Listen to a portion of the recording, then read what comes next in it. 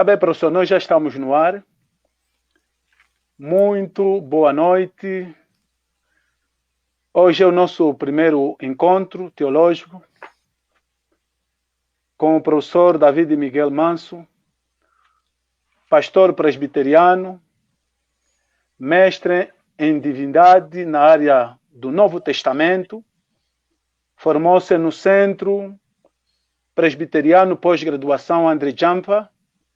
Neste preciso momento, ele se encontra nos Estados Unidos da América, onde está a residir, a fazer o doutoramento na Universidade Biola University e também professor nos cursos de Teologia Bíblica e Teologia Sistemática no Centro de Presbiteriana Pós-Graduação André Jampa.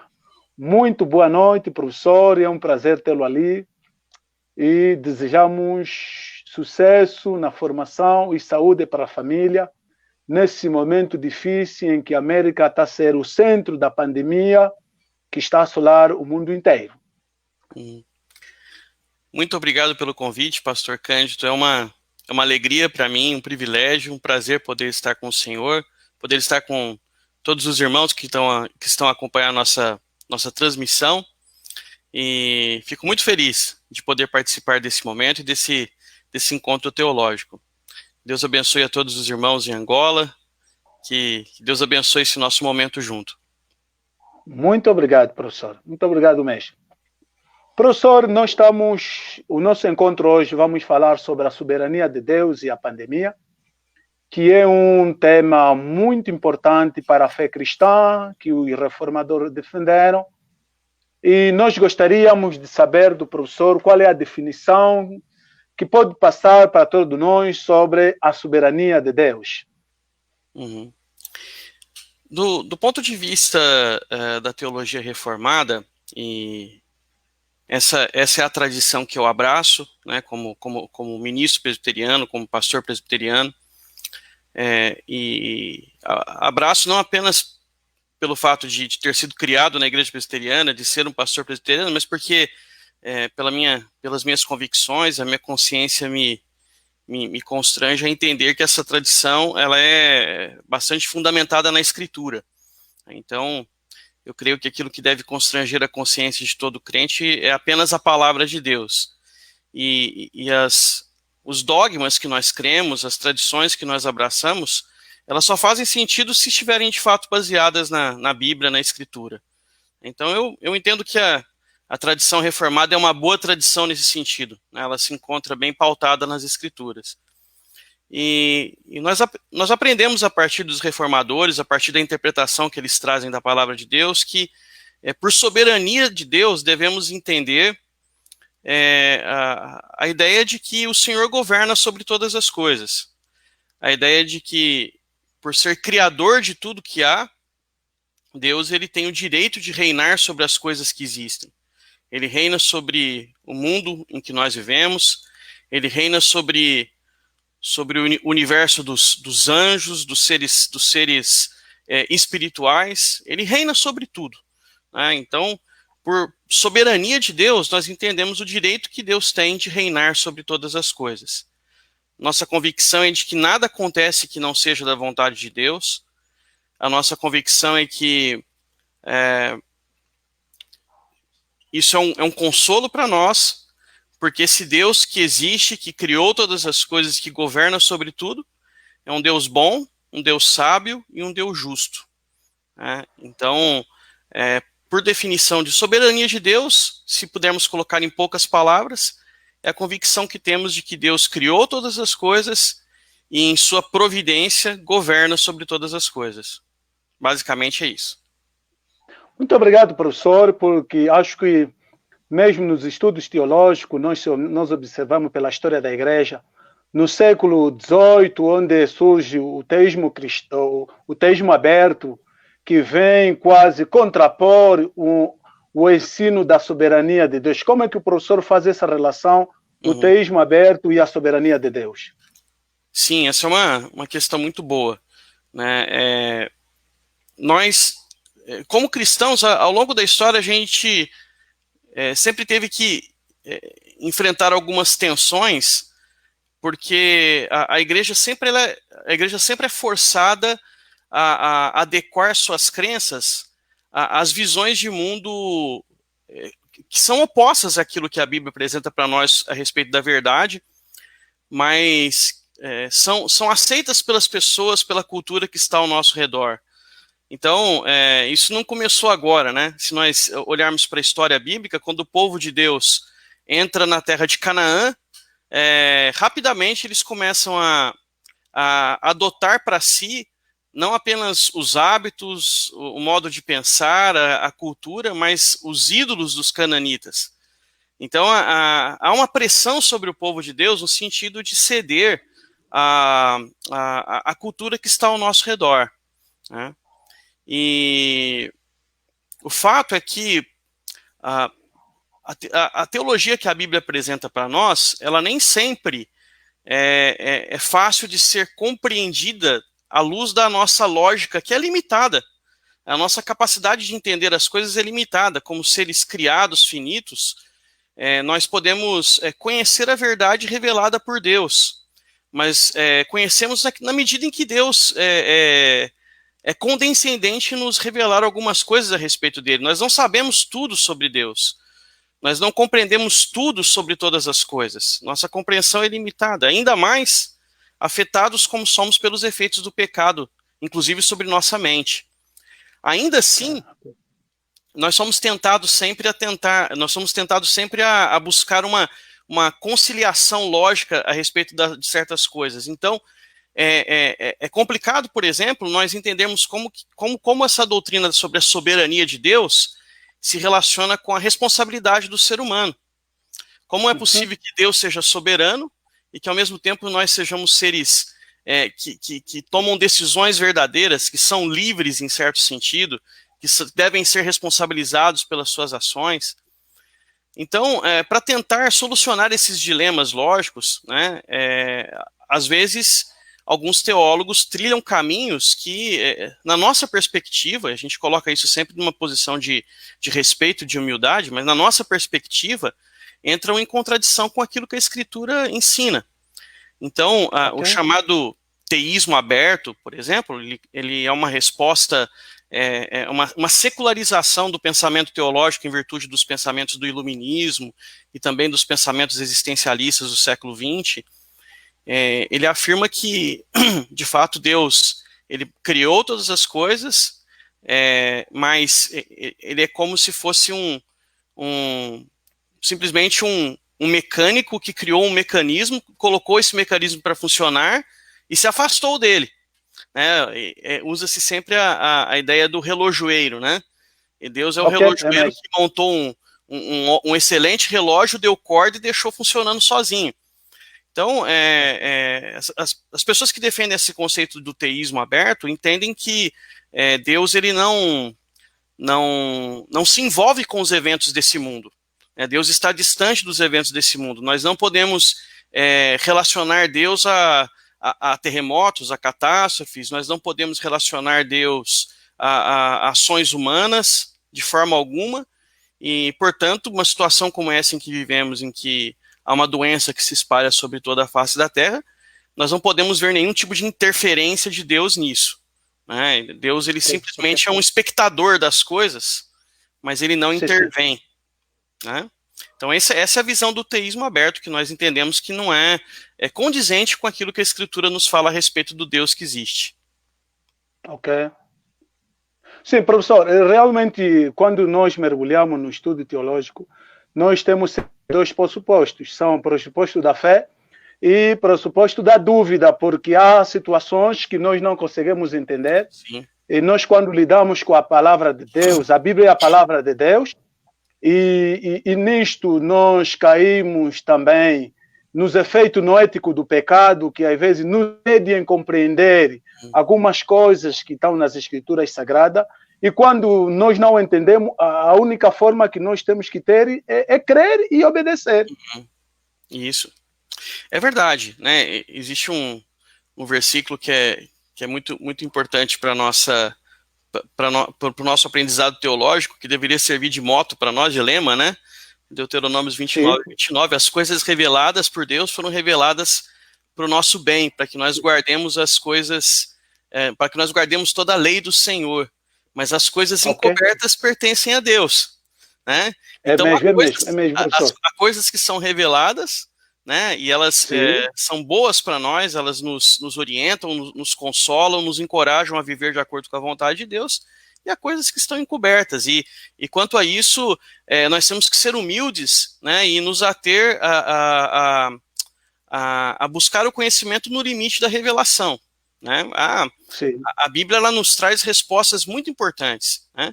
E é dito para nós que tudo aquilo que nós precisamos para a vida de piedade nós encontramos na revelação de Deus que se cristaliza em Jesus, né? É mesmo a revelação escrita. A revelação escrita, né? E essa revelação encarnada de Deus na pessoa do nosso Salvador. Nós encontramos tudo que nós precisamos para a vida e para a piedade em Jesus Cristo e na palavra de Deus. Mas nós não encontramos resposta para toda a nossa curiosidade, né? O compromisso com Deus não é com a nossa curiosidade. O compromisso de Deus não é com a nossa curiosidade, é com a nossa salvação, né? E com a glória dele, né? Então, aquilo que é importante para que Deus seja glorificado, para que nós tenhamos paz, tenhamos vida, nos foi dado a conhecer. E certas coisas nós temos dúvidas e curiosidades, mas nós não encontraremos uma resposta de acordo com as nossas expectativas para isso, né? Sim. Sim, professor, realmente a teologia reformada, que é nossa tradicional e conservadora, enfatiza a soberania de Deus, pelo menos em 3 maneiras: pela criação, pela providência e pela graça. Sim. Será que essa pandemia apanhou Deus de surpresa? Sendo Ele o princípio e o fim? Como Deus soberano está a lidar com esta situação que nós estamos a passar? Uhum. A pandemia não tomou Deus de surpresa, nenhum evento na história do mundo e na história da humanidade pegou Deus de surpresa, né? Nenhum evento causado por anjos, sejam anjos fiéis ao Senhor, sejam anjos caídos, não pega Deus de surpresa. Deus nunca é surpreendido, né? Porque ele é o rei, ele é o governador, né? Ele quem dá, ele quem tem o controle da história, né? E no final das contas, a história cumpre o propósito soberano de Deus.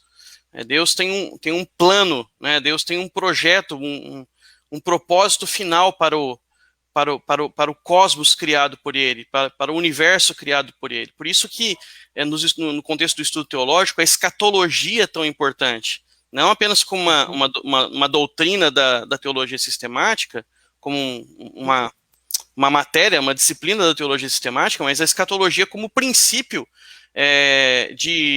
vamos dizer assim, princípio de progresso da revelação de Deus, né? Nós vemos na Bíblia que Deus tem um plano para tudo, desde o início, né? Então ele nunca é tomado de surpresa. A questão que fica para nós é que nós não devemos nos atrever muito a entender os motivos de Deus por trás de algum evento.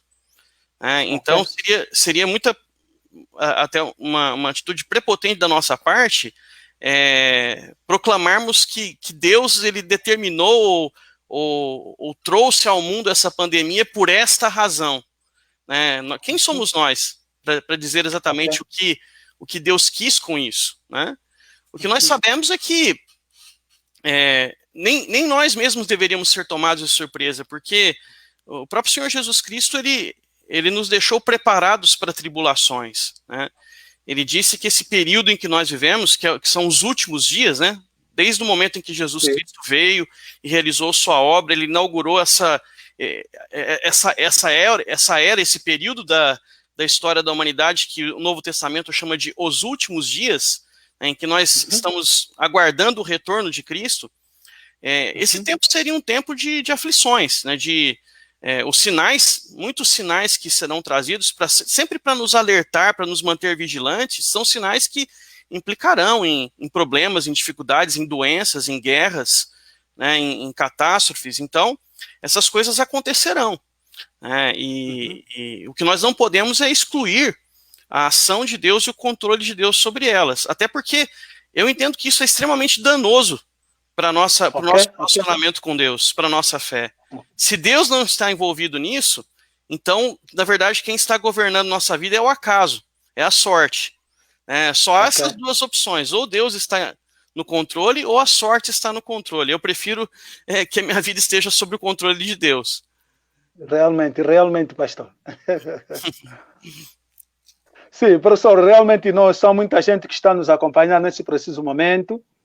Está também conosco o pastor Lúcio Marques, que é um grande também investigador, e ele aqui nos sugere que Deus nunca foi surpreendido por ninguém. E também está conosco o nosso evangelista Eduardo Calandula, que diz que a soberania de Deus e a sua fidelidade para com os seus é fonte da nossa paz nesse período difícil da pandemia. O professor disse que nós estamos nos últimos tempos. E essa posição, geralmente, nós temos quase várias linhagens no estudo escatológico, pré-milenista, pós-milenista e amilenista. Os amilenistas, eles acreditam que os últimos dias começaram com a vinda de Cristo e vai culminar com a sua primeira vinda e vai culminar a sua segunda vinda. E como conciliar essa situação? Porque hoje há algumas igrejas que são, principalmente as neopentecostais, que apregoavam a mensagem dos últimos tempos, pensando que os momentos mais difíceis só começaram nesse nosso tempo. Como podemos explicar isso, professor?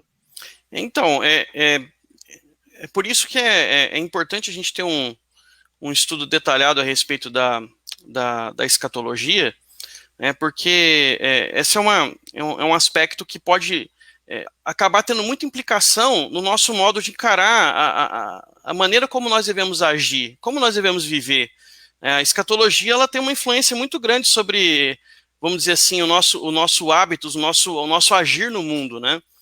Porque se a gente for considerar, por exemplo, um esquema escatológico dispensacionalista, em especial aquele dispensacionalismo mais clássico, né, que coloca o reino de Deus como uma realidade ainda futura, não aconteceu ainda, não se instaurou na história, né, e esse período é só um parêntese, né? Nós temos que aguardar a volta de Jesus para começar o reino. A grande tribulação é uma realidade da qual a igreja vai ser isenta, vai ser tirada. Eu entendo que, além de várias dificuldades que nós encontramos para sustentar essa posição a partir da Escritura, eu acho muito difícil a gente encontrar base para essa posição na Escritura, ela acaba gerando em nós um desinteresse por esse tempo em que nós vivemos. Por que nos envolver com as grandes questões? Por que nos preocupar? Afinal, o reino de Deus é uma realidade que vai existir só no futuro. Então, é muito comum a gente ver pessoas que aderem muito a essa linha dispensacionalista, que mudou muito, né? O dispensacionalismo ele mudou muito, ele foi muito revisto, porque ele era errado. Essencialmente, quando ele surge, foi popularizado pela Bíblia de Scofield, ele surge com propostas muito erradas, inclusive asseverando que a salvação no Antigo Testamento foi pelas obras, o que é quase uma heresia, e pensar que em algum momento não foi Jesus Cristo quem salvou o povo de Deus, sempre foi o Senhor Jesus, seja pela expectativa da sua vinda, seja pela sua obra redimida. Agora nós temos toda a revelação, sabemos como Deus efetivou a salvação, mas ninguém foi salvo pelas obras, Quem foi salvo em toda a história foi salvo pela graça, e hoje todos os especialistas acreditam nisso, os dispensacionalistas acreditam nisso. Então houve muitas revisões, mas nesse modelo mais radical, acaba que fica assim, a única coisa que nos resta fazer nessa vida é talvez se envolver com a igreja, porque o nosso trabalho no mundo, o nosso engajamento com a cultura, a nossa tentativa de melhorar as coisas não faz muito sentido. Porque esse mundo está destinado à perdição e vai acabar mesmo, e a gente tem que esperar o fim do mundo. Realmente. Então, e veja, professor, é muito engraçado, porque dos 1189 capítulos da Bíblia, os 2 capítulos e os últimos 2 capítulos de Gênesis e de Apocalipse são os únicos que não falam da maldição do homem, o que implica dizer que, tal como houve a queda na criação do homem, Adão e Eva cometeram, é a promessa que Jesus Cristo dá a todos nós, que ele vai restaurar esta terra caída, que será o novo céu e a nova terra.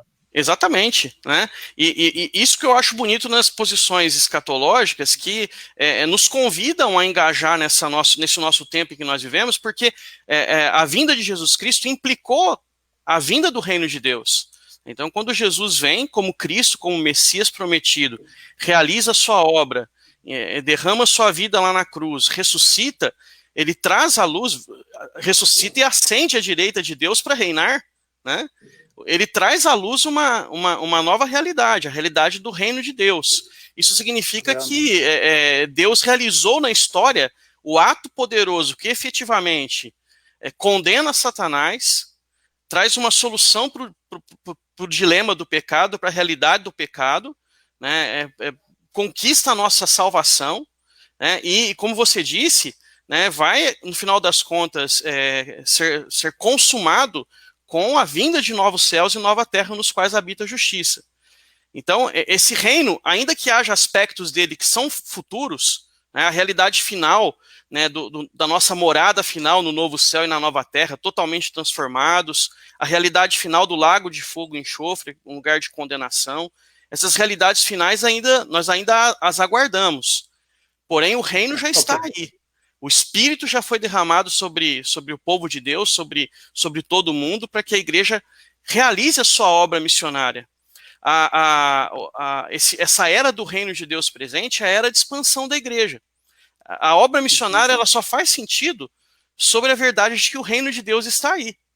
Então, na medida em que o reino se expande, na medida em que as nações são alcançadas pela mensagem do evangelho, pelo poder transformador do evangelho, o império das trevas ele perde domínio. Satanás nada pode fazer para conter esse avanço. E eu acredito que a mensagem do evangelho ela traz transformação no nosso interior, no nosso coração, mas ela transforma a realidade como um todo. Ela muda a vida daqueles que foram alcançados por essa mensagem, mas começa a mudar também a sociedade, a cultura, traz implicações para todas as áreas da nossa vida, traz implicação para a arte, para a política, para a educação, para as ciências. Então é uma visão abrangente que a gente tem que ter a respeito do reino, né? E a chegada do reino de Deus, em qualquer contexto em que ele alcança aquela sociedade e transforma, é uma realidade de mudança de cosmovisão, mudança de visão de mundo. É uma nova visão de mundo implantada na vida das pessoas. Muito obrigado, professor. Professor, realmente há momentos quando essas situações aparecem na nossa vida, não só a pandemia, doença, morte. A pergunta e quase nós nos esquecemos dos atributos incomunicáveis. Onde Deus está para acontecer essa situação, morte, doença? Onde Deus está? E a resposta simples é: Deus é omnipresente. Ele disse: estarei convosco até a consumação dos séculos, nos bons momentos e nos maus momentos.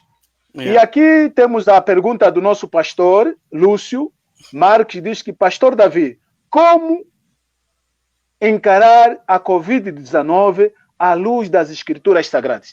Provavelmente devíamos cair no sermão escatológico de Jesus, de São Mateus. Ok, sim, professor. Excelente pergunta, né? Excelente pergunta. A gente pode olhar por diversos ângulos, né?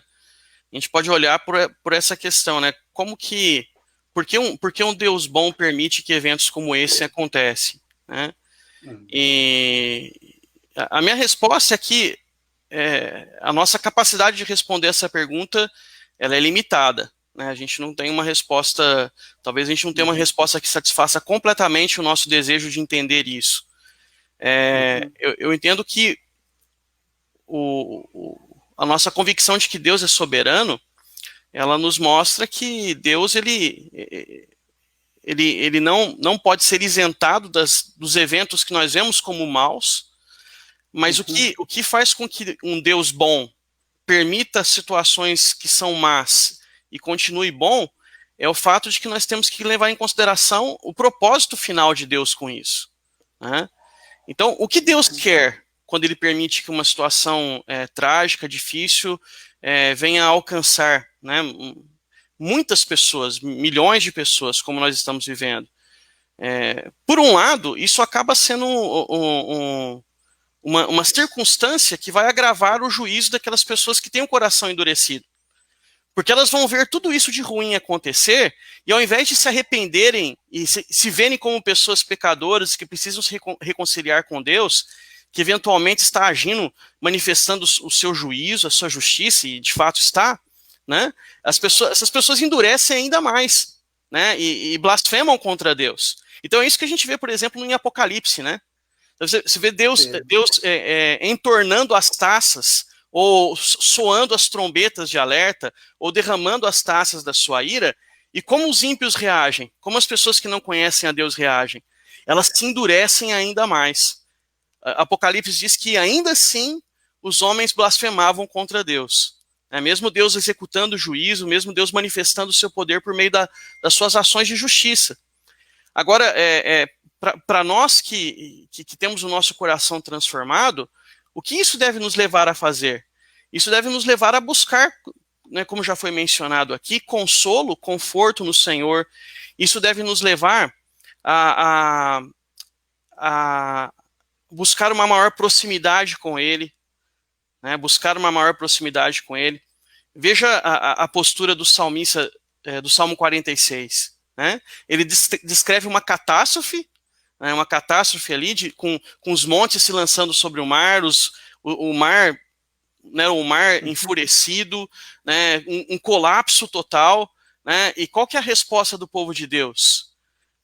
A cidade do Senhor não será abalada, há um rio de água viva que alegra a cidade do Deus vivo. Deus está no meio dela, né? O Deus de Jacó é o nosso refúgio, né? O Senhor dos exércitos está conosco. Então, como foi dito, como você mencionou, onde Deus está? Deus está no nosso meio. Deus está atravessando esse vale conosco. Ele é o bom pastor que atravessa conosco o vale da sombra e da morte. Então, essas circunstâncias deveriam nos levar para próximo a Ele. Deveriam nos levar a orar mais, deveriam nos levar a nos humilhar e a reconhecer a nossa finitude, a nossa pequenez diante da grandeza de Deus. Deveriam nos levar a jejuar. Acho que essas circunstâncias assim de calamidade e de sofrimento devem fazer com que o povo de Deus pratique, né, atos piedosos e busque a Deus piedosamente. Né? Então, eu creio que a melhor resposta é essa. Né? A questão não é tanto entender o porquê, mas entender para que e como reagir diante disso. Né? Acho que as nossas reações devem ser reações de humilhação, né, de arrependimento, de busca da presença do Senhor e de regozijo nele. Né? Afinal de contas, a Bíblia nos ensina que as tribulações são motivos de alegria. Né?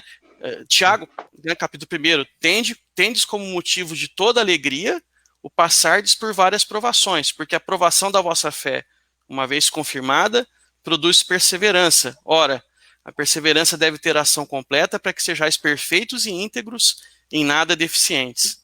Na vida do crente, a provação, a tribulação, levam a um aperfeiçoamento, um amadurecimento espiritual. Na vida daquele que não conhece a Deus, leva ainda mais condenação, ainda mais distanciamento. Então a questão não é tanto onde Deus está aí, a questão é onde nós estamos, de que lado nós estamos, como nós respondemos a isso. Realmente, pastor, o sofrimento faz parte da vida do cristão, porque é difícil seguir um Cristo que sofreu e depois venceu, e nós não passamos pelo vale da sombra da morte. E, acima de tudo, o que nos anima é que o Senhor está sempre conosco. Pastor, o nosso jovem Eduardo Calandula pergunta, o pastor Davi acredita que, apesar não sabermos o que pretende com a pandemia, ele pode ser, em algum sentido, um castigo pelos pecados do mundo e da idolatria que às vezes aparece na igreja? Excelente pergunta do nosso irmão Eduardo.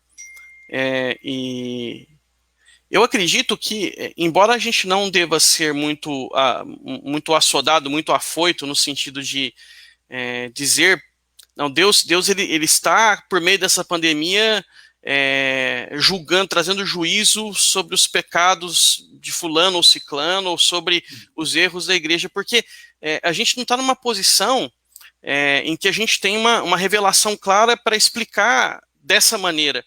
Mas eu entendo que o Eduardo tem razão quando nós olhamos para o quadro da Escritura como um todo. Nós sabemos que, de fato, em muitas circunstâncias, Deus agiu na história, permitindo que certas situações de uso até mesmo de doenças, de enfermidade mesmo, alcançassem a realidade tanto do mundo quanto a realidade até mesmo do povo de Israel, por causa da rebeldia e da dureza do povo. Então, isso é uma situação que acontece mais de uma vez, por exemplo, tal como descrito no livro de Números. Por causa da rebeldia do povo de Deus, contra o próprio agente de Deus ali naquele contexto, que era Moisés, né? O povo blasfemando contra Deus, o povo numa posição de rebeldia contra Moisés, que claramente estava falando como profeta, como líder do povo de Deus, uma autoridade que nenhum de nós tem, né? A autoridade de Moisés era única ali naquele contexto, né? Mas por causa dessa postura do povo, várias vezes pragas foram disseminadas no meio do povo, né? E Moisés, até como alguém que ali que tipifica o Senhor Jesus Cristo, até como uma figura que representa Jesus, ele clamava para que Deus poupasse o povo, né? E diante disso o povo era poupado, porque senão a praga ia alcançar todo mundo. Né? Então, não é uma situação que não aconteceu. Nós temos evidência na Escritura que Deus muitas vezes manifestou o seu juízo dessa maneira. Se nós olharmos para o Novo Testamento, a gente vê, parece que Deus é mais irado no Antigo Testamento. Não, Deus é sempre o mesmo. Ele é sempre bom, ele é sempre um Deus de amor, um Deus de graça, de misericórdia, mas ele é sempre também um Deus santo, um Deus zeloso pela justiça, um Deus que é justo, que executa juízos na história. Então, ele tem que governar assim, é assim que Deus governa e manifesta a sua glória das duas maneiras, pela sua bondade e também pela manifestação da sua ira em muitas circunstâncias. Então, a gente olha, por exemplo, o livro de Atos e vê, né, aquele episódio trágico de Ananias e Safira. É um episódio que nos faz lembrar o Antigo Testamento. Aquelas duas pessoas da igreja primitiva que, por mentirem pelo Espírito Santo, caíram mortas, né, na frente de toda a igreja. Né?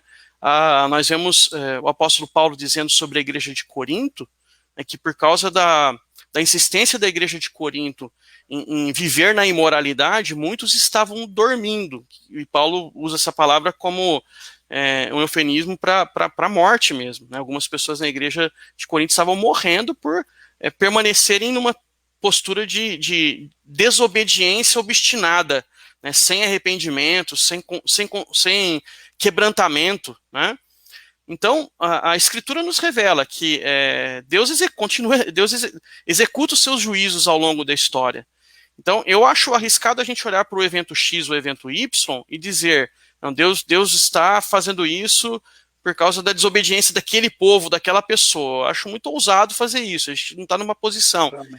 Mas nós podemos olhar para essa circunstância e, sem dúvida, vislumbrar como um dos atos de justiça de Deus, que Deus está executando agora e assim como ele executou ao longo de toda a história. Todo ato de catástrofe e que traz uma situação de consternação deveria ser vista por nós tanto como uma manifestação da justiça de Deus, quanto um alerta para que nós nos arrependamos, né? Um alerta para que nós nos quebrantemos, né? E para que nós busquemos a presença do Senhor. Essas coisas deveriam instilar temor em nós, nos fazer pessoas que temem mais a Deus. Né? Então essa é a resposta do piedoso. Né? É reconhecer que Deus é justo, ele executa juízos, atos de juízos ao longo da história. Isso acontecerá até Jesus voltar, quando virá o juízo final, né? E a salvação final também. Né? E isso deveria servir para nós de alerta e instilar temor em nossos corações. Um santo temor, né? Não medo de Deus, mas uma reverência em relação à santidade de Deus, uma aversão ao nosso pecado e uma busca por mais santidade. Ok. Muito obrigado, professor, pelo esse grande contributo que está a passar. Professor, dentro da soberania de Deus, nós estudamos que existe a responsabilidade humana. Isso não é que o homem tem a capacidade de escolher Deus, que é o livre-arbítrio, que a área arminiana defende. Então, sendo Deus soberano e a responsabilidade humana, quem está por detrás desta pandemia? O homem, Satanás ou Deus? Bom, do ponto de vista teológico, nós não temos nem dúvida, né? Se a gente for interpretar os eventos teologicamente, é Deus quem está no controle, né? É Deus quem está no controle. Agora, a realidade né, esses agentes, eles vão responder a isso de diversas maneiras, né? Então, muito do ponto de vista, por exemplo, daquilo que o ser humano está pesquisando, a gente não sabe exatamente como essa doença começou, o que causou o surgimento dela. Até agora, a informação que nós temos é que começa num contexto de um mercado de animais silvestres, né, em uma província da China, provavelmente pelo consumo de um animal selvagem, né, de um morcego, né, e isso acabou fazendo com que um vírus que não era transmitido entre humanos passasse a ter essa característica, né? Então, nós podemos dizer que, em certo sentido, esse evento é o epicentro da epidemia, como se costuma dizer. Em certo sentido, sim. Do ponto de vista do governo divino de toda a realidade, Deus está por trás disso? Sim, Deus está por trás disso. Deus não está... Deus não é, como nós dissemos já, Deus não foi pego de surpresa, e Deus não é um Deus que se exime dos eventos da história e do curso da história. Sim, Deus está conduzindo as coisas, né? Deus está governando as coisas. Do ponto de vista de Satanás, em algum sentido ele se envolve com essa realidade? Eu creio que sim, fazendo muito daquilo que nós já mencionamos aqui, fazendo com que pessoas se endureçam contra Deus, né, fazendo com que... Tem sido uma moda aqui nos Estados Unidos, gente que é famosa no contexto evangélico falar que não acredita mais em Deus. Okay. Muitos cantores famosos, pregadores, né?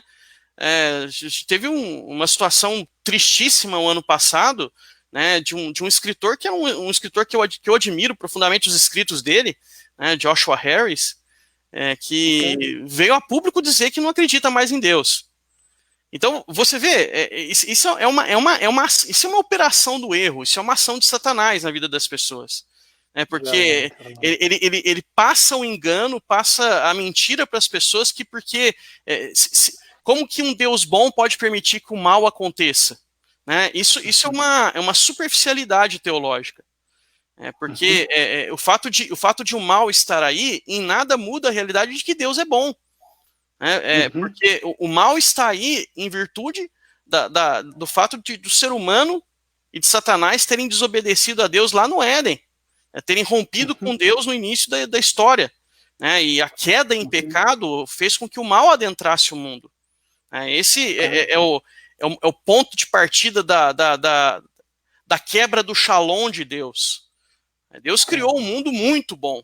Deus criou um mundo para que nós usufruíssemos desse mundo com plenitude, com perfeição, com completude. Mas o pecado, ele nos aliena, ele nos quebra, ele promove o mal, ele desarmoniza. Essa é a consequência do pecado, né? Então, a gente tem que olhar para essas realidades com mais profundidade. Deus continua sendo bom, e o mal está aí porque o pecado é uma realidade. Agora, a gente tem que ver como que esses diferentes agentes se envolvem com uma realidade como essa, né? Então, o papel de Deus é continuar tendo controle sobre o mundo. E uma situação como essa, né, Deus executa juízo, Deus quebranta corações de pessoas que Ele quer alcançar. Quantas pessoas têm buscado mais a Deus em virtude dessa pandemia, inclusive se convertido ao Senhor? Muitas pessoas têm conhecido a Deus nesse momento. Eu acho que nunca na história da humanidade a palavra de Deus foi tão transmitida por veículos como a internet que alcançam todos os lugares. Né? Realmente. Então, Deus ele usa o mal, ele reverte o mal em bem. Né? Então, talvez essa seja a melhor resposta que eu possa dar. Né? Deus permite o mal, e Deus ele faz com que o mal faça parte dos seus planos para revertê-lo em bem. Porque o propósito de Deus é imutavelmente bom em tudo que Ele faz. Em tudo que Deus faz, Deus se glorifica. E ao se glorificar, o resultado disso é paz. O resultado disso é salvação, é bênção para nós. Né? Realmente, então, realmente. é isso que distingue as coisas. Quando Satanás age, ele age para matar, roubar e destruir. Né? Quando o homem age, ele age geralmente movido por motivos egoístas e buscando a sua própria glorificação. Né? O que normalmente acaba culminando no mal dos outros, em prejudicar o outro. Quando Deus age, ele age para buscar a sua própria glória, o resultado disso é paz e bênção. Né? Deus é o único ser que pode agir no cosmos, buscando a sua própria glória, sem ser egoísta. Por quê? Porque a glória de Deus resulta em paz e bênção, resulta em alegria para nós, né? Por isso que a gente diz que o fim principal do homem é glorificar a Deus e se alegrar nele para sempre, porque as duas coisas andam juntas. Quando a glória de Deus é buscada, o resultado disso é bênção e paz, né? Então, no final das contas, ainda que Deus esteja por trás de um evento que nós vemos como mal, o propósito de Deus é promover paz, salvação, bênção e juízo também. Promover juízo também, né? Então, a questão mais uma vez que se coloca é essa, né? Como nós respondemos a isso, né? Qual que é a nossa resposta diante disso? Deus, ele faz aquilo que ele sempre fez. Ele governa, né? Ele reina sobre todas as coisas. A questão é como que nós respondemos a esses eventos e como nós... de que maneira que isso nos aproxima de Deus ou, de outra sorte, será que isso nos distancia de Deus, nos leva a uma posição de rebeldia contra Deus? Então, eu creio que é assim que a gente tem que entender essa questão, né? Muito obrigado, professor. Realmente, esta pandemia veio despertar o mundo que, apesar que muita gente, alguns não acreditam em Deus, como dizia o professor Adalto Lourenço, um grande investigador, cientista do design inteligente, ele disse que o ateu é uma questão também de fé, porque também não consegue provar. Ele não consegue provar. Precisa de muita fé para ser ateu. Precisa de muita fé para ser ateu. E ele tem que ler muito, professor, tem que ler muito. Professor, então, como enquadrar a passagem bíblica dos evangelhos sinóticos que Satanás está amarrado? Será que ele está amarrado, já não consegue enganar as nações? Como diz também Apocalipse 20? Eu acredito que esse texto bíblico, né, e eu acho que a leitura dele em conjunção com Apocalipse 20 faz todo sentido, né? Os evangelhos dizem que Jesus,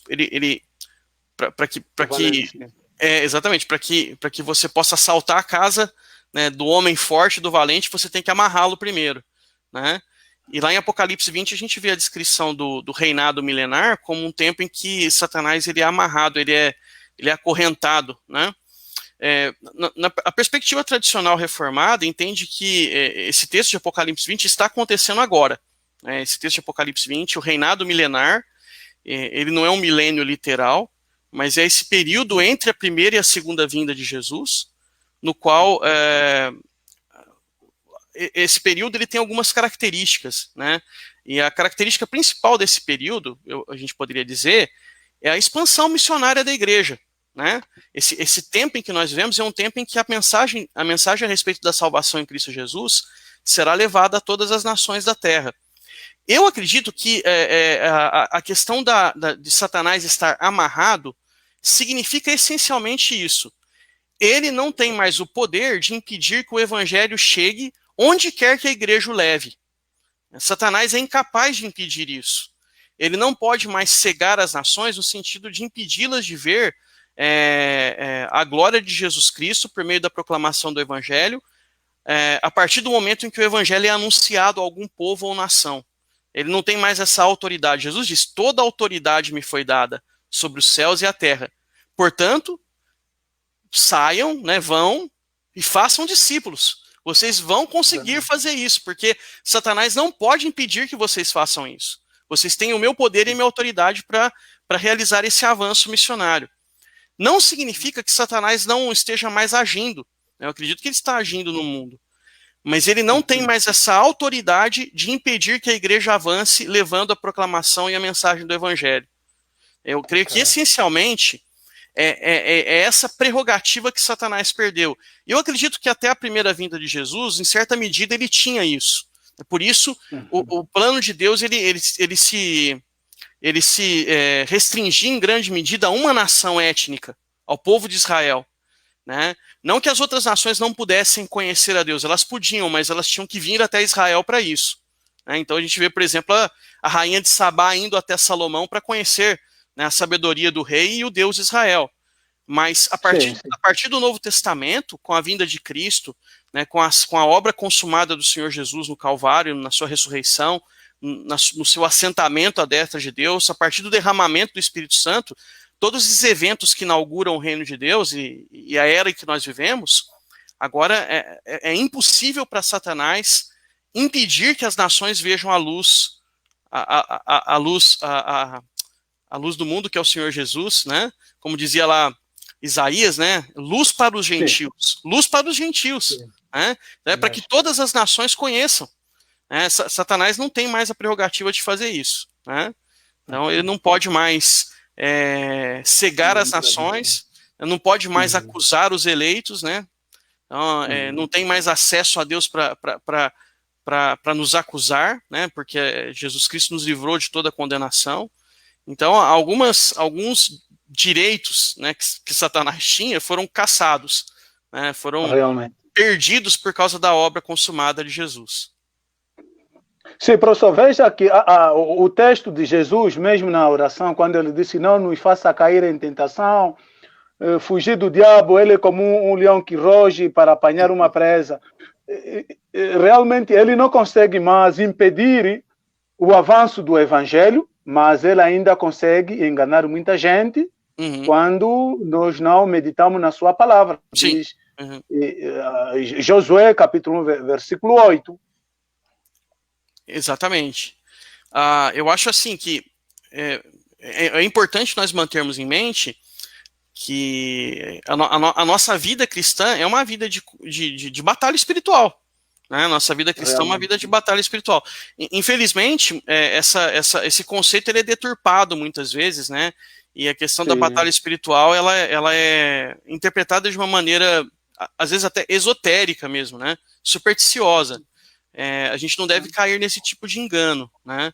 Então, algumas pessoas que, por exemplo, aquele movimento de quebra de maldições hereditárias, eu não entendo que existe base bíblica para isso, né? A palavra de Deus diz que uma vez que alguém está em Cristo Jesus, não há mais nenhuma maldição sobre a vida dessa pessoa. Todo tipo de encantamento e de feitiço e de maldição cai diante da obra de Cristo que nos livra desse tipo de poder, né? Porém, no que consiste a verdadeira batalha espiritual? A batalha espiritual é uma batalha contra 3 agentes. Né? A carne, né? a nossa natureza pecaminosa. Nós ainda lutamos contra a presença do pecado em nós. Veja, o pecado não nos condena mais, o pecado não tem mais domínio sobre nós, mas ele ainda está presente em nós. Então nós temos que mortificar a carne, mortificar o pecado. A batalha espiritual é contra o mundo, né? Porque o que é o mundo no Novo Testamento? É o sistema caído em pecado que está ao nosso redor. Né? O sistema que a igreja, quando vai influenciando positivamente, ela tem uma ação de redimir, Jesus Cristo tem, né? Mas usando a igreja, né? Jesus ele muda muitas coisas, ele transforma muitas coisas na cultura humana, mas ainda assim, até Jesus voltar, né, haverá um sistema maligno influenciando nossas vidas. Né? A gente não pode se deixar dominar por ele. E a nossa terceira luta é contra Satanás. Né? Contra Satanás que procura... Quais são as armas do diabo? As armas do diabo são a mentira, o engano. Ele é o pai da mentira, ele age por meio do engano, por meio da ilusão, né?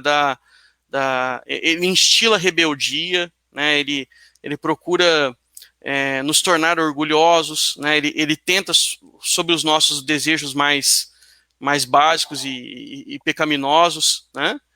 Agora, o que Satanás não pode fazer? Satanás não pode, por exemplo, possuir o corpo de um crente. Né? Então, esse é um tipo de situação que a gente não precisa ter medo. Né? Às vezes, muitos cristãos têm medo, né?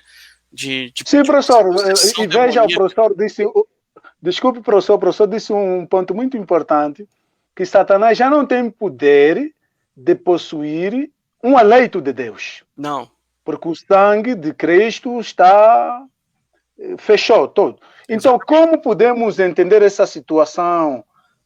Eu acredito que esses evangelhos que nós chamamos de pseudo-evangelho, que dizem que não, está amarrado, você está endemoniado, será que eles lidam mesmo com as escrituras sagradas ou a intenção é manipular a vida daqueles que ainda não entendem as escrituras sagradas? Eu acredito que isso é manipulação. Eu acho que infelizmente, pastor Cândido, né, a religião sempre foi um elemento que as pessoas abusaram muito, né? Religião sempre abre o campo de manipulação, né? A religião verdadeira, né, a palavra do evangelho, a salvação que nós encontramos na escritura, ela salva, ela resgata, ela liberta, ela transforma, mas o ser humano ele foi criado um ser que é inescapavelmente religioso. Como a gente mencionou agora há pouco, o ateu é um ser religioso. Todo ser humano ele tem uma necessidade de crer, ele tem uma necessidade de buscar algo maior do que ele mesmo, né? E ele teme, o ser humano tem muito medo, o ser humano é um ser que vive pelo medo, né? Então a gente vê que esse tipo de evangelicalismo falso, né, que apela muito para a questão das necessidades mais básicas, necessidades sentidas do ser humano, né?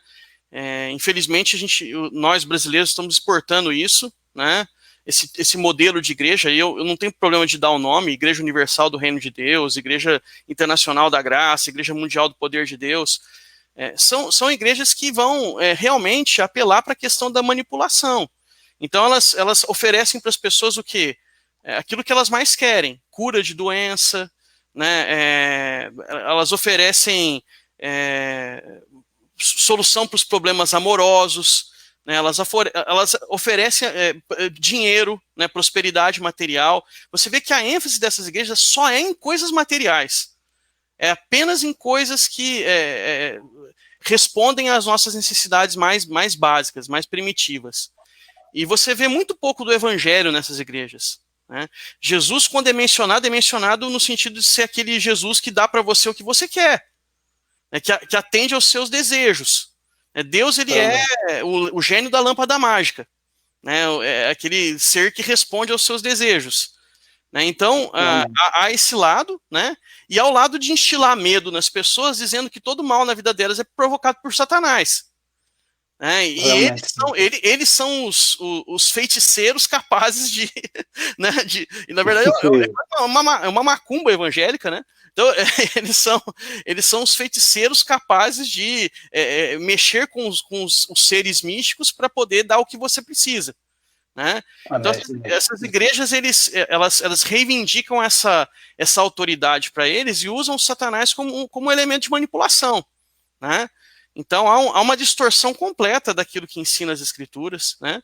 As escrituras em momento nenhum elas negam que Satanás esteja aí, que ele esteja agindo, né? Mas Satanás não é o causador de todas as nossas mazelas. Muitas delas são causadas por nós mesmos, por erros que nós cometemos.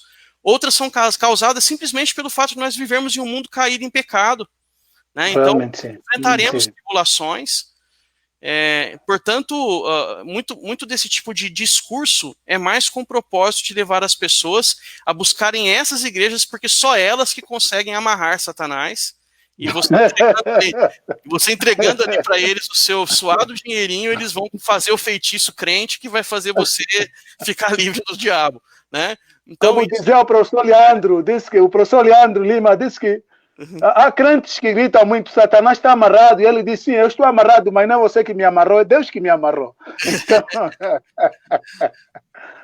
Pois é. Sim, muito obrigado, professor. Realmente muita gente está nos acompanhando neste preciso momento. Está conosco o professor David Miguel Manso, que é o professor, mestre em divindade na área do Novo Testamento.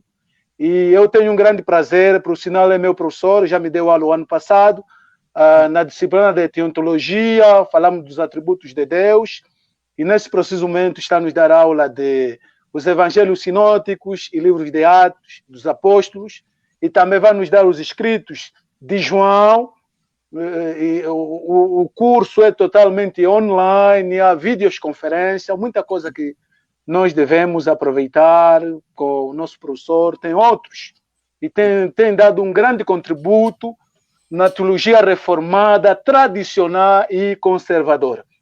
Professor, a outra preocupação é, será que a igreja estão a entender mal o solas escritura? Porque cada um tira uma passagem bíblica, funda já uma igreja.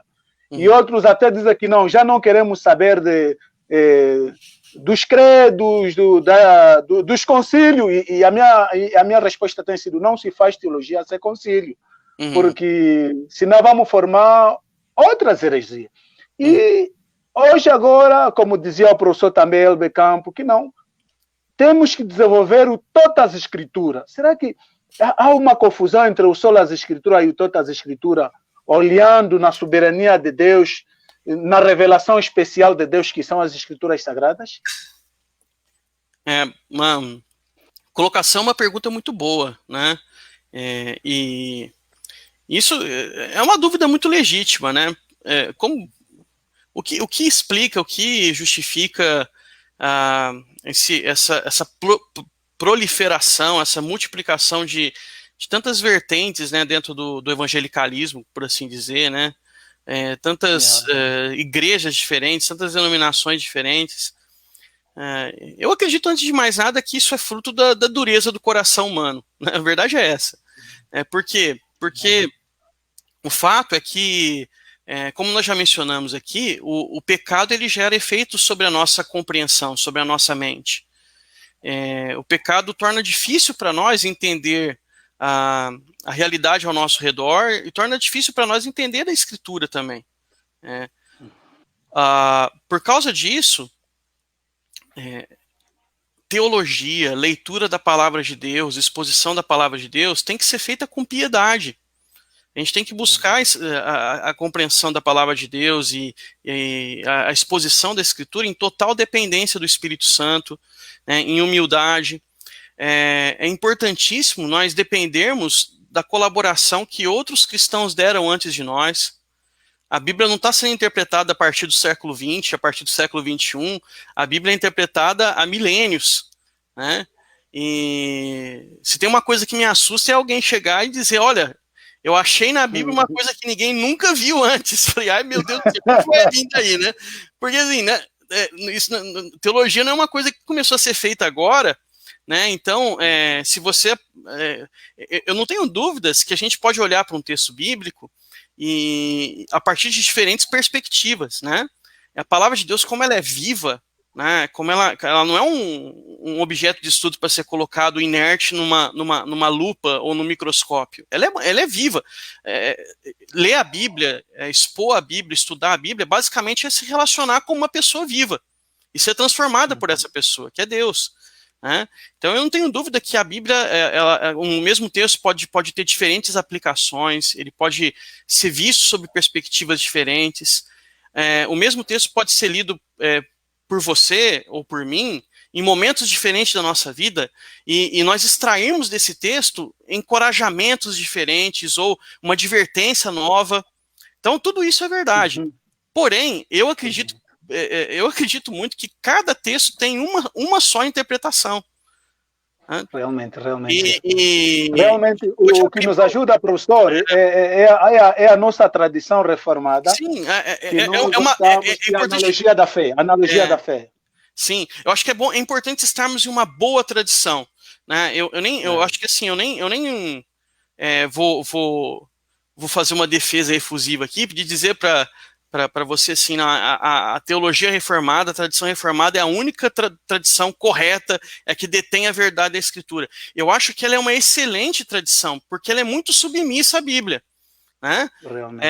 Mas, ainda que você não esteja dentro da tradição reformada, realmente busque uma igreja que dê prioridade para a Escritura, né? que dê centralidade para a Escritura. Procure uma igreja que tenha essa postura humilde, né? Humilde de entender que a Bíblia tem que estar no centro, né?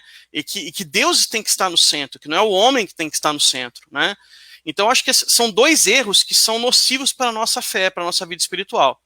Ou o erro de igreja antropocêntrica, né, que existe simplesmente para satisfazer o ser humano, né, ou a igreja que coloca outra coisa no lugar da Bíblia, seja essa outra coisa uma outra fonte de autoridade, aí não temos seitas mesmo, né, no caso da Igreja dos Mórmons, né, que tem um livro que compete com a Bíblia, no caso do Testemunho de Jeová, e a gente está falando realmente de seitas em relação ao cristianismo mesmo.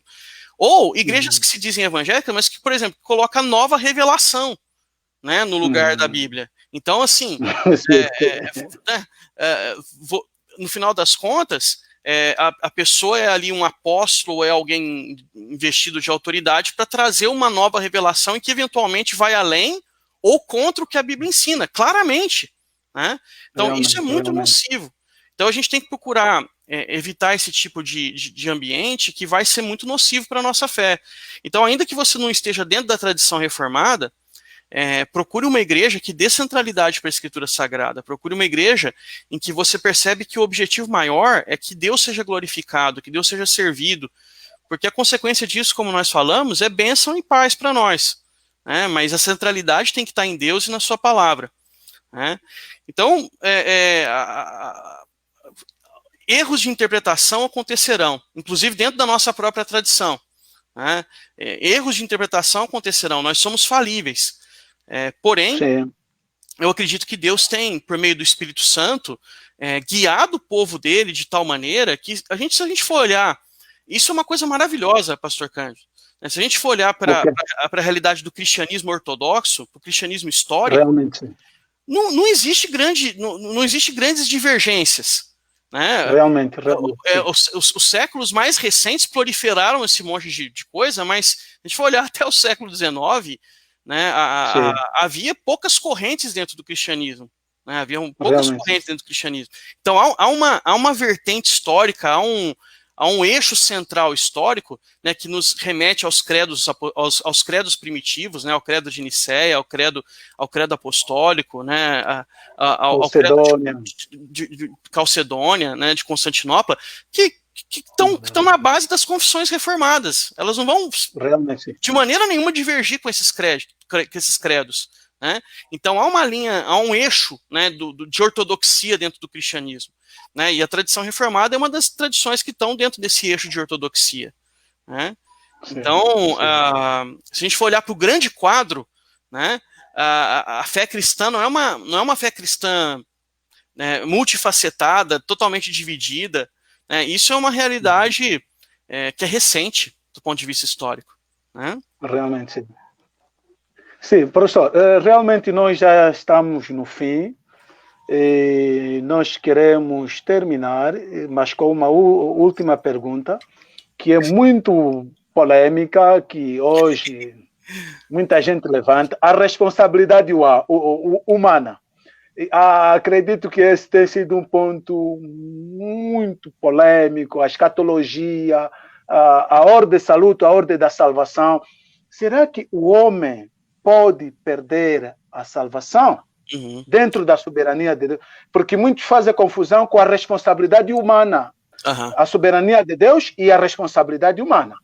Eu lembro-me ainda na confissão, acho que é o cânone de Dort, quando aconteceu na Holanda, e um dos congregacionais, William de May, quando ele escreveu, ele disse: não, o pelagianismo é heresia, arminianismo é um erro. Então, como o professor pode encarar essa situação? Responsabilidade humana e a soberania de Deus. Quase estamos no fim. É muito bom que você me lembrou, porque uma das perguntas eu acho que eu divaguei e acabei não tocando nesse ponto. É ótimo ter a oportunidade de falar sobre isso. Eu vejo essa questão da seguinte maneira. Deus, por um lado, é soberano, né, e no decreto dele, ele determinou tudo o que vai acontecer. Mas o Deus que fez um decreto que determinou, o mesmo Deus que fez o decreto que determinou o fim de todas as coisas, é como se ele tivesse já a pintura completa diante de si, né?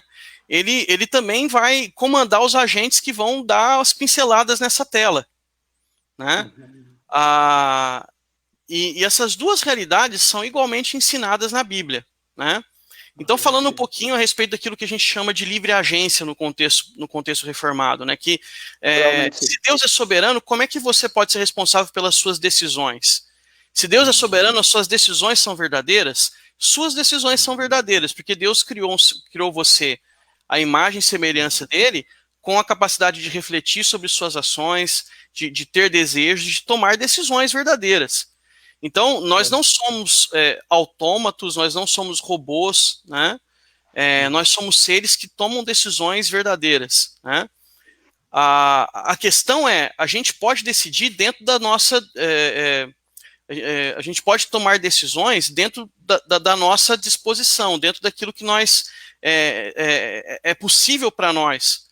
Então, o que eu quero dizer com isso não adianta eu desejar ou querer fazer uma coisa que eu não estou no poder de fazer, que eu não tenho condição de fazer. Eu queria ter o poder de dizer, amanhã o Covid acaba. Mas eu não tenho, por mais que eu deseja isso, não é uma decisão que eu possa tomar. Está além da minha possibilidade. Por que eu estou dizendo isso? Nesse sentido, isso é uma aplicação direta para a nossa realidade da salvação. Por que a salvação não pode acontecer pelo livre-arbítrio humano? Porque decidir a respeito da transformação da sua condição espiritual não está no poder do ser humano. O ser humano jamais escolhe a Deus. Porque o ser humano caído em pecado, ele está alienado de Deus, ele rompeu com Deus. O nosso coração, por natureza, ele não deseja Deus, ele é rebelde contra Deus, ele está morto nos seus delitos e pecados, espiritualmente nós estamos cegos, nós não damos ouvidos à palavra de Deus. Então, a predisposição natural do ser humano incapacita o ser humano de escolher a Deus. Por isso que não há o que se falar em livre-arbítrio no tocante à salvação. E é por isso que a salvação é totalmente pela graça de Deus. Deus realiza um ato soberano e sobrenatural de mudar o nosso coração, de mudar a nossa natureza espiritual, de maneira que, com um novo coração, com uma nova mente, com uma nova vontade, aí sim nós desejamos estar com Deus, nós escolhemos a Deus. Mas nós escolhemos a Deus porque nos escolhe primeiro. Né? Nós escolhem a Deus os eleitos, né? Aqueles que são escolhidos por Deus para depositarem nele a sua fé. Porque sem essa intervenção sobrenatural, é impossível que o ser humano escolha a Deus. Né?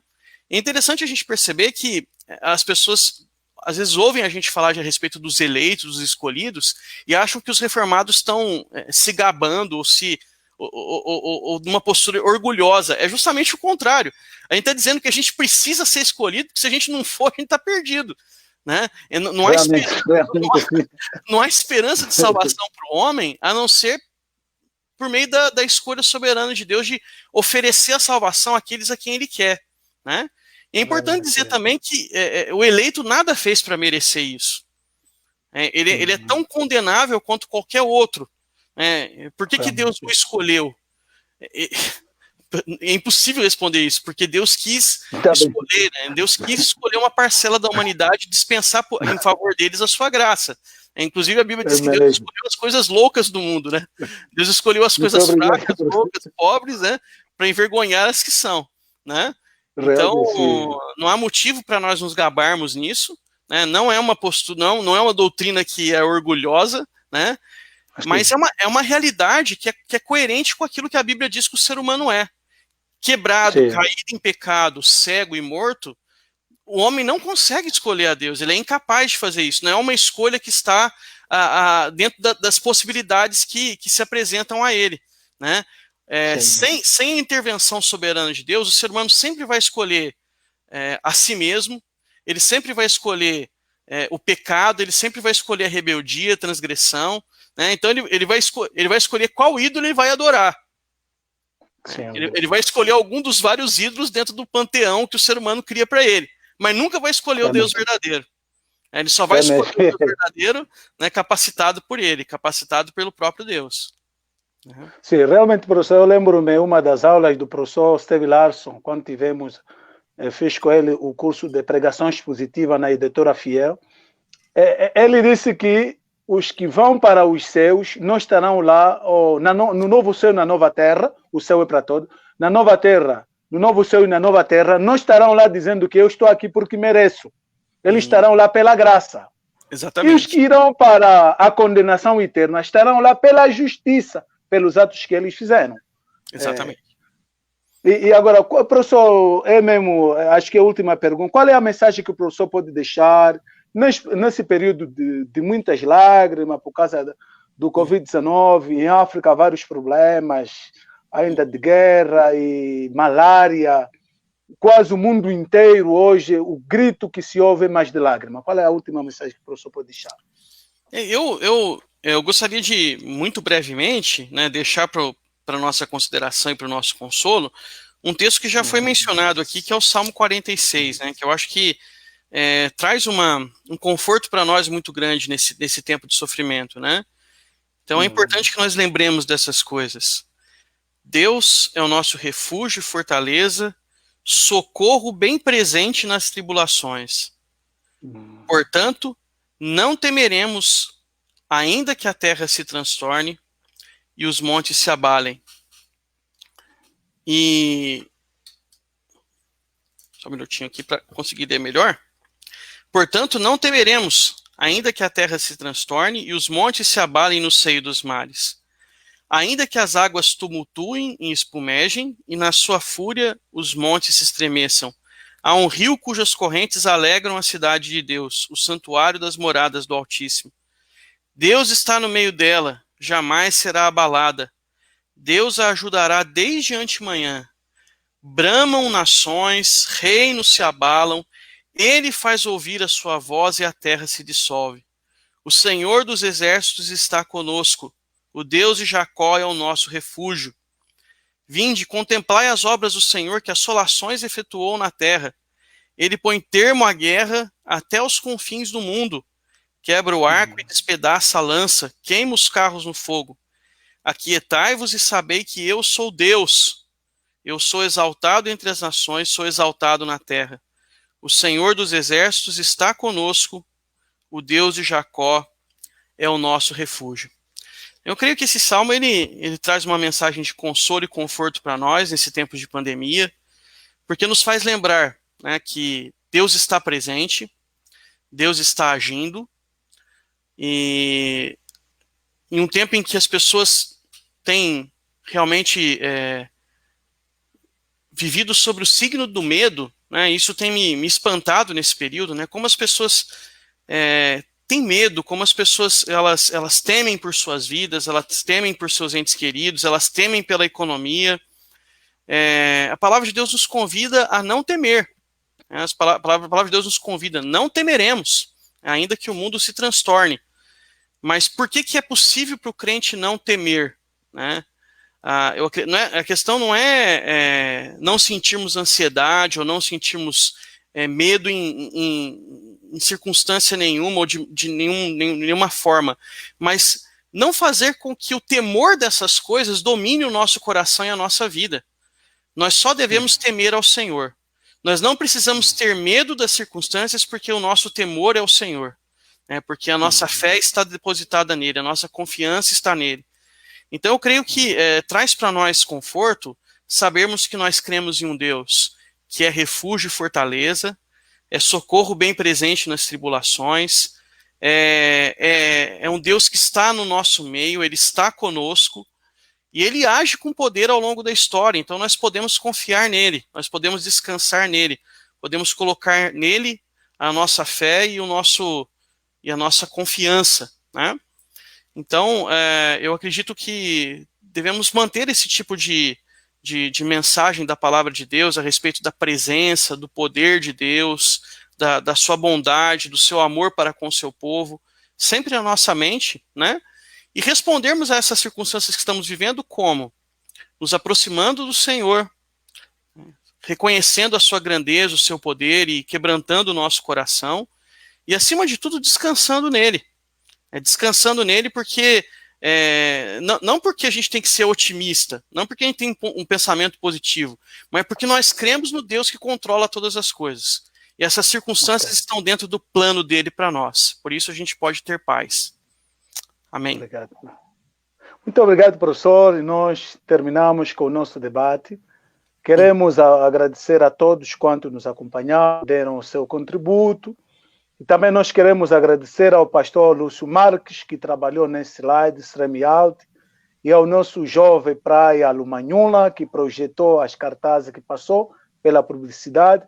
E desejamos a todos vós que Deus continue a vos abençoar e confiando sempre no Senhor, que essa pandemia está sempre no controle de Deus. Muito obrigado. Amém. Um abraço, pastor Cândido.